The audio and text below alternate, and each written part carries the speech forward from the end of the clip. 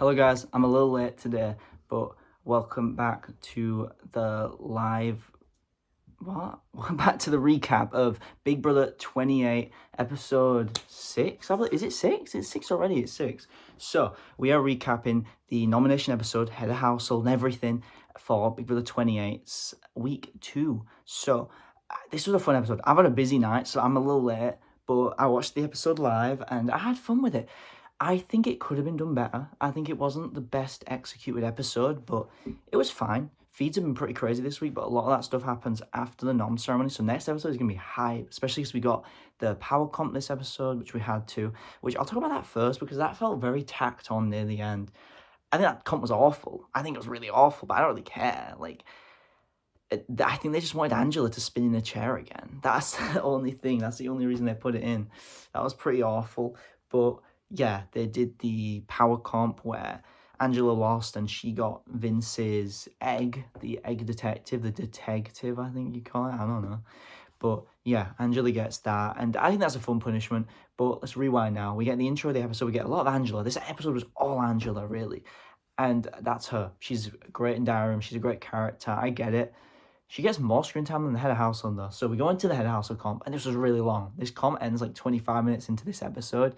It was a fine comp. It kind of reminded me of the first Head of Household competition of Big Brother 26 with all the steps, eliminations, getting groups, all this. It was fine. It was just really long for an episode that should have had a lot to cram in. So Rick Devens ends up winning. He beats, I believe it was Haley. He tries to throw, but he wins. It's the sliding one. And Rick Head of Household, everyone loves Rick. Well, not everyone, but a lot of people like Rick. I've actually seen a lot of discourse about Rick recently regarding why is he working with the MAGA people?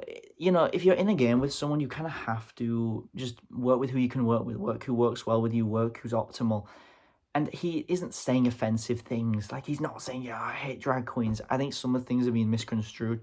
I don't like Camus. I think Camus is probably a not very nice person. He's fine as a Big Brother character. But, yeah, no, this was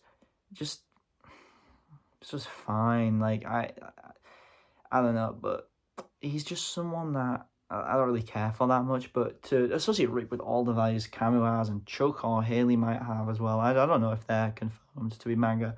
We do know that Camus is, but at the end of the day, they're TV characters. You have to enjoy them as TV characters. They're not, like, people we're going to know. I mean, maybe some people do, but I just don't really care. Like, unless someone's actively discriminating in the house, which I don't think they are. So, anyway, I'm just getting a call real quick. I'll be right. All right, sorry, I had to answer a phone call. So anyway, the crux of this episode is Rick Devens. Is he going to make a move? We get this big push from Angela, make this move, make a move on Rome. Rome's a big focus in this episode. And Rome, meanwhile, there's a big meeting. Rome's essentially made a deal with Rick about, I want to keep Lyric and Jason off the block. You can nominate anyone else.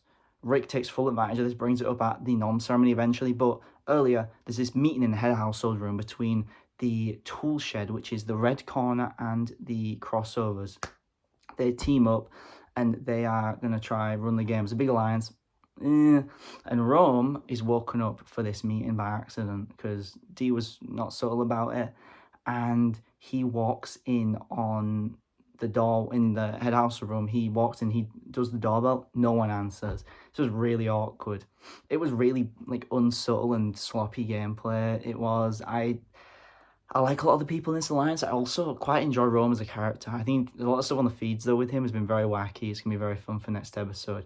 But anyway, this ends up leading to a nomination ceremony where in the end the nominees are Melody, Lyric, and Jason. Rick looks at Rome and he's like, this is war, bro. And we have this big tease for this fight that's going to happen for next episode.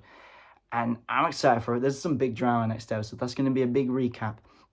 I'm a busy boy tonight, so I'm kind of having to do a short recap here.